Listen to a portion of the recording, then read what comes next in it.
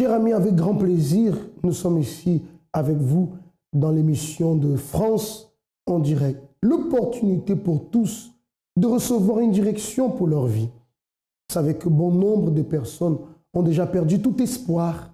Bon nombre de personnes se sentaient désespérées, découragées. Certains ont baissé les bras, d'autres malheureusement ont même déjà quitté cette vie à cause des problèmes, à cause des difficultés. Vous voyez que lorsque nous parlons de la résolution des problèmes, nous parlons de quelque chose de très important. Comme je disais tout à l'heure, bon nombre de personnes ont déjà quitté cette vie à cause des problèmes. Des personnes qui n'arrivaient pas à résoudre leur situation, d'autres qui se sont renfermées sur elles-mêmes, ont fini par laisser les problèmes les tuer physiquement. Pourquoi? Parce que le manque de solution les a poussées à prendre ce qu'elles pensaient alors une solution, à mettre fin à leur jour. Et beaucoup d'autres personnes, bien qu'elles vivent physiquement, mais intérieurement, il n'y a plus de bonheur, il n'y a plus de plaisir à la vie. Tout cela à cause des problèmes. Cette émission veut vous aider et vous montrer le chemin pour que vous puissiez sortir des difficultés. Vous qui luttez, vous qui n'arrivez pas, vous qui vous sentez perdu, désespéré, vous qui avez perdu courage, vous qui avez perdu le goût de vivre à cause des problèmes, cette émission va vous aider. J'aimerais que vous soyez très attentifs à tout ce qui sera dit, aux cas véridiques que vous allez voir. Et d'ailleurs, sans tarder, nous allons déjà voir un premier cas, celui de Chancela. Vous allez voir comment était sa vie, ce qu'elle a vécu dans son enfance, les souffrances qu'elle a accumulées, les causes négatives que cela a apporté dans sa vie. Mais une fois qu'elle a découvert la foi, une fois qu'elle s'est approchée de Dieu, cherchant de l'aide sincèrement, vous allez voir que sa vie a changé. Elle a vaincu tous ces problèmes qui la noyaient dans la souffrance. Découvrons l'histoire de Chancela. J'étais quelqu'un de très, très colérique, c'est-à-dire que j'étais vraiment très nerveuse. On peut dire que j'étais rebelle, si on peut dire ça. Je pouvais rester avec quelqu'un et du jour au lendemain, devenir triste. Tout ça, je gardais au fond de moi, j'en parlais à personne. Mes relations avec les autres, c'était un peu, on va dire, compliqué parce que déjà, en moi-même, je ne me reconnaissais plus qui j'étais. Et à d'autres, les messages que je transmettais, on va dire, c'est un message que je ne voulais pas. Mais vu tout ce que je passais, c'est un message que je transmettais aux autres. À la maison, ça n'allait pas. J'avais vraiment de la haine contre les personnes de ma famille. Et je ne savais pas pourquoi je me comportais comme ça. Il n'y avait que moi qui savais. Mais vu que j'en parlais pas, c'était compliqué pour eux de savoir qu'est-ce que j'avais. J'étais tout le temps en conflit, tout le temps en conflit. J'étais très, très têtue. Vu que j'avais une idée fixe dans ma tête, je ne changeais pas d'idée. Je pouvais écouter la personne parler, me reprocher, mais au fond de moi, je dis, je ne veux pas le faire, c'était une perte de temps. Si je m'énervais contre une personne, c'était tout le monde. C'est-à-dire, je mettais tout le monde dans le même sac. C'est-à-dire, la colère je pouvais rester, on va dire, 3 jours ou 2 fois plus de ça. En colère, ça ne me dérangeait pas. Et la personne vraiment que j'étais, mais moi je ne supportais pas, c'est-à-dire que ce n'était pas possible. Ce n'est pas que je le voulais, mais c'est ce que j'avais à l'intérieur de moi qui me poussait à le faire. La nuit, je n'arrivais pas à dormir. C'est quelque chose, en fait, on peut dire que c'était l'enfer. Ce n'est même pas des cauchemars, comme je dis, c'était vraiment comme si c'était des films d'action, vous voyez. C'était, je dors, mais je sentais vraiment des présences. C'est vraiment de la violence. C'est-à-dire dès que je me réveillais le matin, soit je transpirais, soit j'avais vraiment peur. Et en fait, la même douleur que je sentais quand je dormais, c'est la même que j'avais le matin. Et ça me traumatisait. J'avais toujours l'impression comme s'il y avait une présence derrière moi. Le moment le plus difficile pour moi, c'est quand j'étais petite. En fait, je voulais garder quelque chose qui me tenait vraiment à cœur. Et cette chose-là, je l'ai perdue. Et à cause de ça, pour moi, c'était comme si le monde s'effondrait.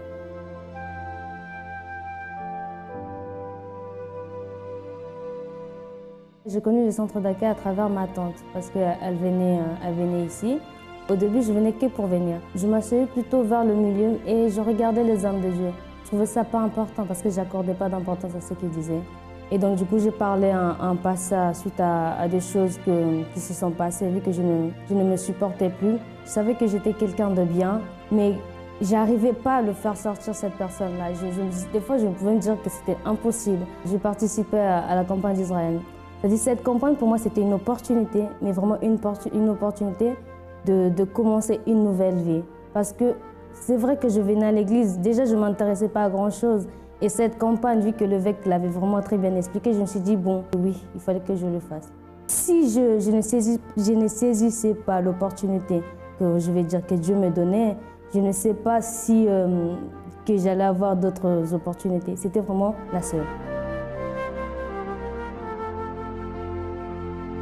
À travers la campagne d'Israël, certes, j'ai fait seulement pour essayer, mais essayer là, ça marche, parce que je vis vraiment les résultats. Ma vie, elle est complètement différente.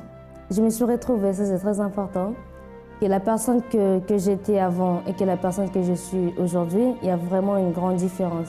J'ai la joie de vivre, parce qu'avant je ne pouvais pas rigoler longtemps, parce que je changeais complètement d'humeur. Et aujourd'hui, non, aujourd'hui je suis vraiment contente avec les personnes qui m'entourent autour.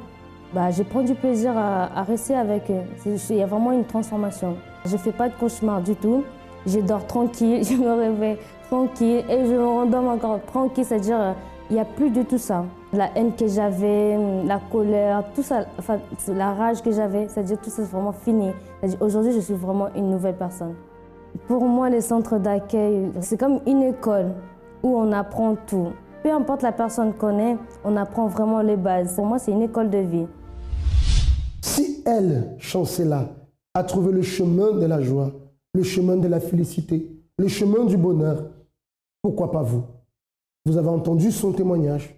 Vous avez pu imaginer quelle était la souffrance qu'elle endurait. Et peut-être, vous vivez la même chose, ou vous vivez quelque chose de moins grave, ou de plus grave, peu importe. Le chemin est le même. Et le chemin, c'est celui-là, c'est de chercher l'aide.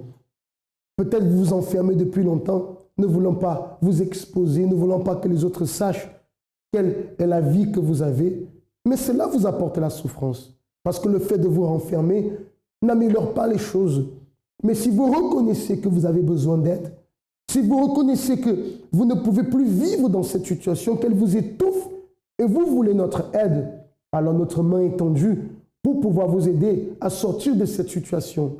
Vous qui avez le cœur rempli de haine, vous n'arrivez pas à pardonner, et ce sentiment de haine vous dévore intérieurement, vous pouvez sortir de cette situation. Vous qui êtes une personne colérique, et vous n'arrivez pas à vous débarrasser de cette colère, vous pouvez vous en débarrasser. Le chemin est celui que nous vous montrons en ce moment, le chemin qu'a pris Chancela pour sortir de cette situation. Si vous désirez notre aide, n'hésitez pas. Dès ce moment, vous pouvez déjà nous appeler au 01 53 35 85 12. Au bout du fil, vous aurez un conseiller qui va pouvoir vous apporter tout le soutien dont vous avez besoin. Et pour vous rendre au centre d'accueil, il vous donnera alors les coordonnées du centre d'accueil le plus proche de chez vous. Parce que les portes sont ouvertes tous les jours pour des personnes qui veulent s'en sortir, pour des personnes qui n'acceptent plus la souffrance et qui croient que leur vie peut changer, qu'elles peuvent réécrire une nouvelle histoire. Avant d'écouter, de voir le témoignage de Jason, nous allons marquer une courte pause et on se retrouve tout à l'heure.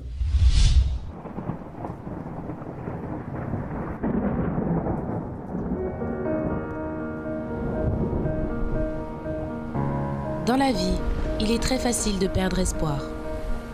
Nous nous éloignons de la bonne direction et abandonnons même les rêves que nous pensions un jour pouvoir atteindre. Un jour, éventuellement, nous finissons par nous trouver face à une situation pour laquelle nous n'avons aucune expérience. À ce moment, de nombreuses questions nous viennent en tête. Est-ce que ça vaut la peine de continuer? Pourquoi rien ne marche dans ma vie? Est-ce mon destin? Votre destin est le résultat de vos décisions et attitudes. Décidez de venir au centre d'accueil, où à travers des conférences intelligentes, nous vous aiderons à reconstruire votre espérance et changer votre futur par la même occasion.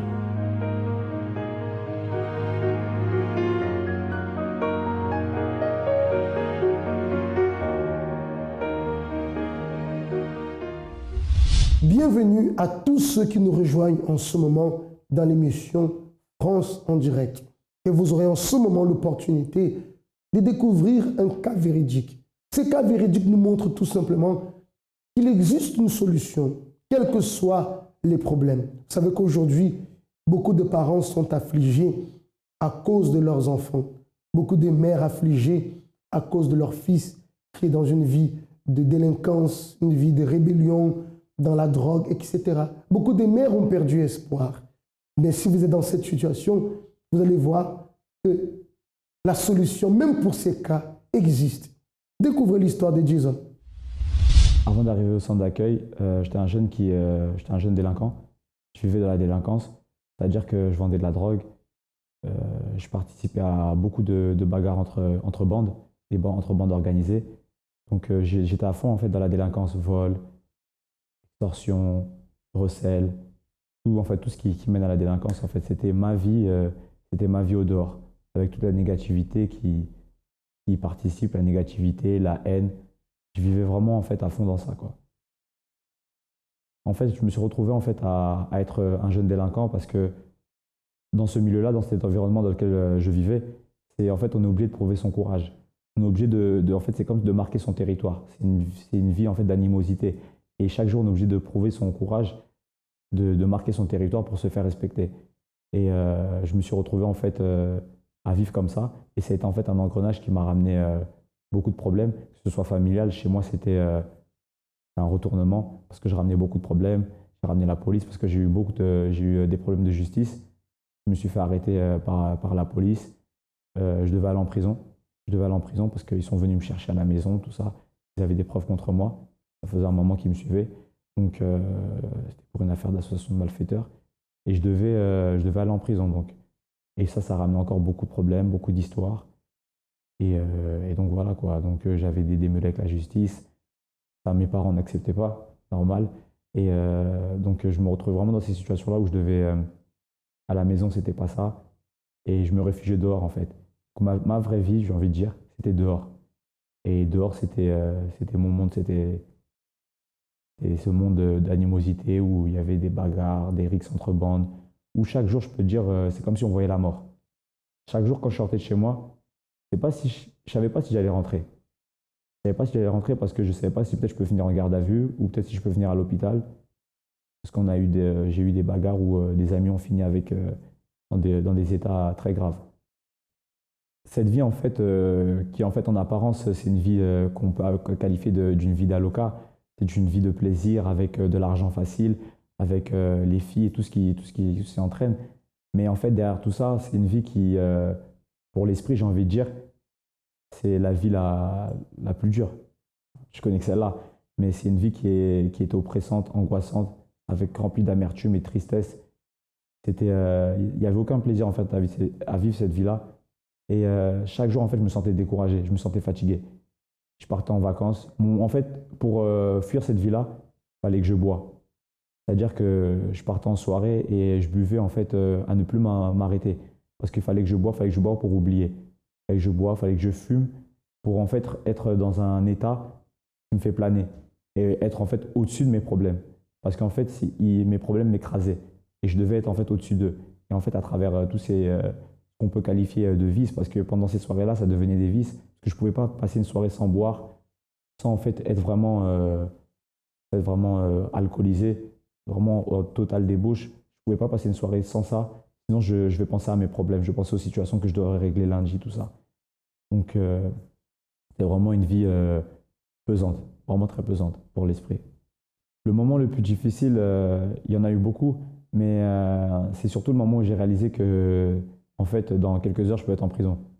Et j'avais pas préparé en fait mon départ en prison. C'est-à-dire que ça a été très difficile et je me suis retrouvé dans cette cellule. Là, on venait de me dire que je suis prolongé.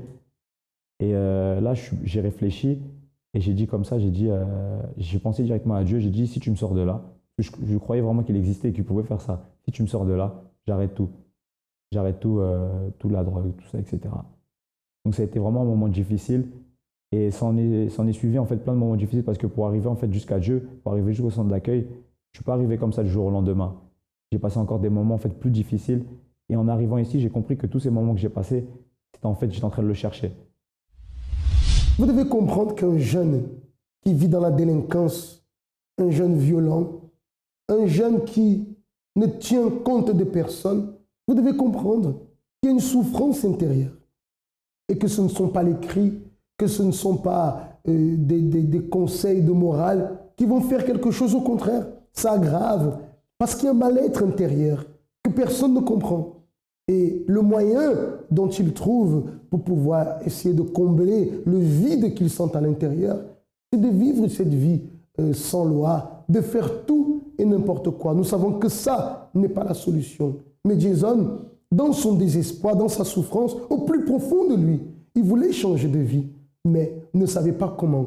Et comme il ne trouvait pas de solution, la seule solution qu'il trouvait, c'était de vivre ce genre de vie. Si vous êtes un jeune et que vous me regardez en ce moment, et peut-être c'est votre cas, ou vous êtes parent, ça c'est le cas de votre enfant, je vous laisse découvrir comment Jason a pu trouver la solution pour changer sa vie. J'ai connu son d'accueil, c'était proche de chez moi. Je ne le connaissais pas vraiment, mais c'est un ami à moi qui venait quand il était petit, qui m'en a parlé, qui m'a invité en fait à qu'on y aille. Donc bon, j'avais rien à perdre. Le vrai mot de ça, c'est que j'avais rien à perdre.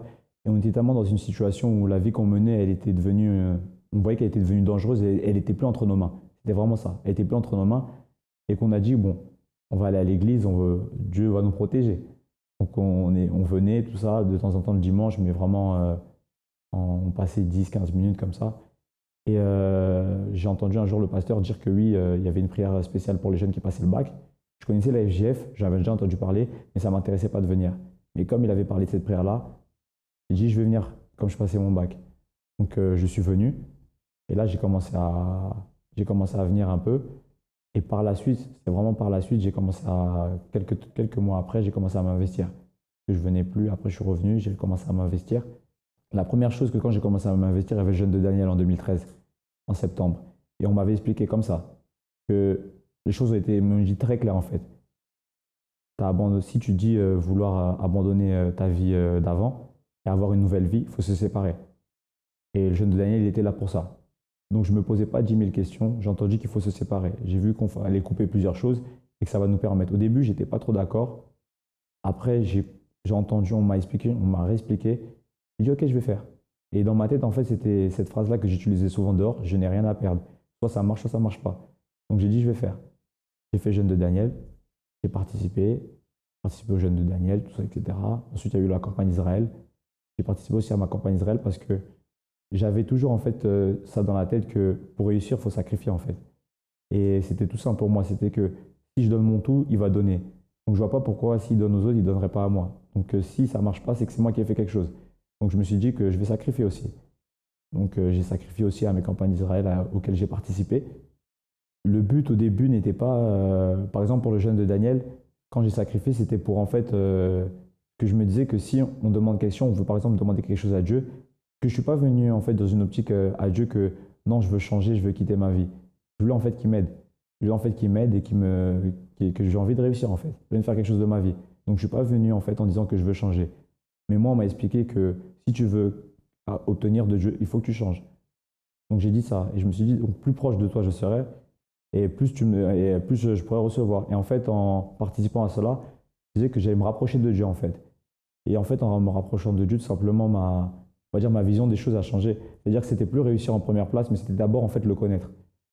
Et le but en fait de tous ces sacrifices-là, comme de la dernière campagne à laquelle j'ai participé, c'était qu'en fait qu'ils soient en fait en première place dans ma vie, qu'ils prennent la direction de ma vie. Je ne sais pas si Jason, avant de connaître le travail du centre d'accueil, s'il avait déjà essayé par d'autres moyens de s'en sortir. Certainement. Vous savez que lorsqu'on souffre, on cherche des moyens, on pense, on réfléchit. Comment est-ce que je peux faire pour sortir de ma situation? Et parfois dans la réflexion, malheureusement, on ne trouve pas de solution. On ne voit pas de sortie. Et finalement, on s'enfonce encore plus dans le problème. Mais il a eu l'opportunité d'être invité au centre d'accueil par un ami où il a pu entendre des paroles différentes. Là, il a pu comprendre qu'il y avait une solution pour son cas. Beaucoup de jeunes aujourd'hui sont considérés des cas perdus parce qu'ils sont dans la drogue, sont considérés des cas perdus parce qu'ils sont violents, même avec la propre famille. Beaucoup de jeunes sont considérés des cas perdus parce que sur le plan professionnel ou au niveau des études, ils n'ont rien fait. Mais il y a la solution. Jason, le cas de Jason est la preuve de cela. Et lorsqu'il a découvert ce chemin qu'il ne connaissait pas, le chemin de la foi, reconnaître qu'il avait besoin d'aide et chercher l'aide de Dieu, il est bien clair que lorsque nous parlons de chercher de l'aide de Dieu, nous avons toujours notre part à faire.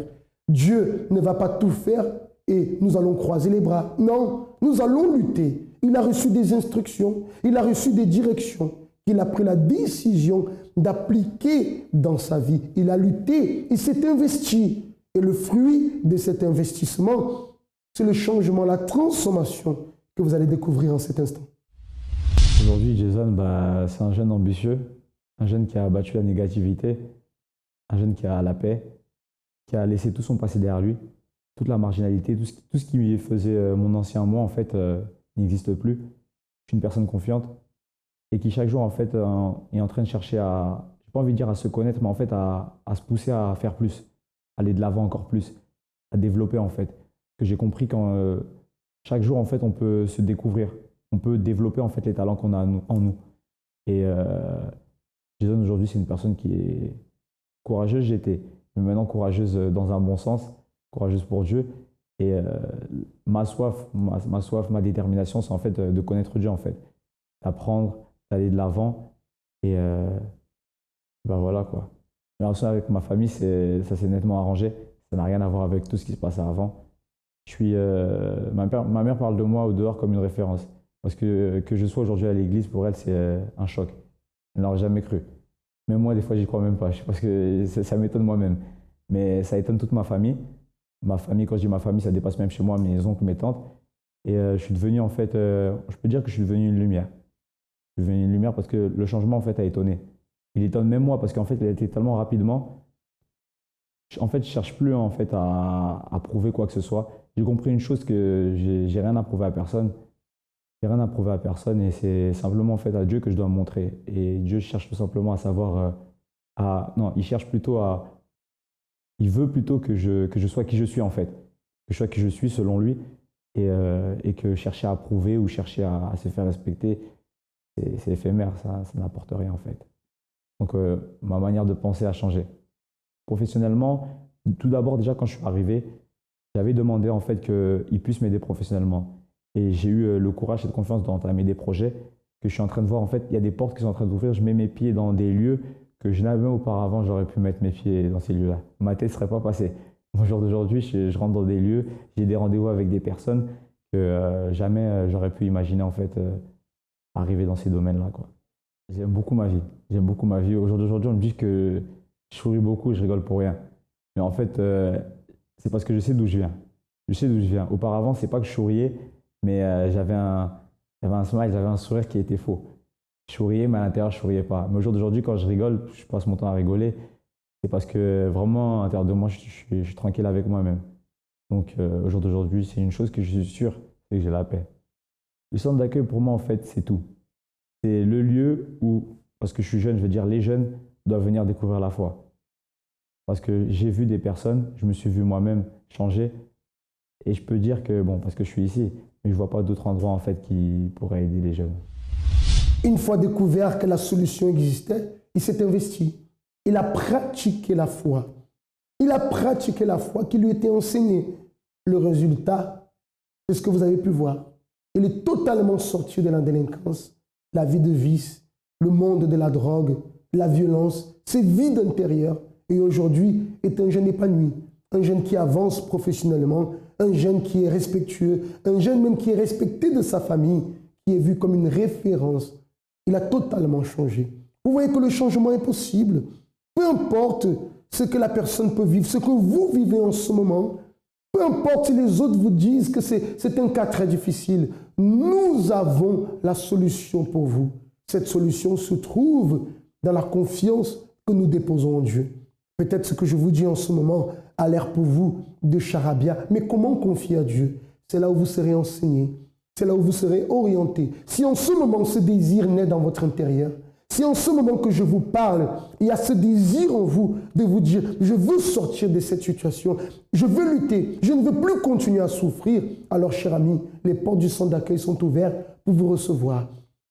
Vous allez noter en ce moment notre numéro de téléphone qui est le 01 53 35 85 12. Il sera encore affiché quelques instants, le temps que vous puissiez le noter et entrer en contact avec nous. Toutes les informations dont vous avez besoin, vous allez recevoir. Si vous êtes ici sur Paris, le siège du centre d'accueil est situé dans le 10e arrondissement à Paris, 254 rue du Faubourg Saint-Martin. Le métro Stalingrad pour la ligne 5 et le métro Louis Blanc pour la ligne 7. Nous vous attendons et j'ai la certitude, dans l'un de nos centres d'accueil où vous allez vous rendre, vous qui avez ce désir et qui comprenez qu'il y a une solution pour votre vie, vous ne sortirez pas de la même façon. Quelque chose va se produire, quelque chose de merveilleux. Chers amis, ça a été un grand plaisir de pouvoir partager ces paroles avec vous, ces cas véridiques. Je vous souhaite de passer de très bons moments et je vous dis alors à très bientôt pour une autre émission France en direct.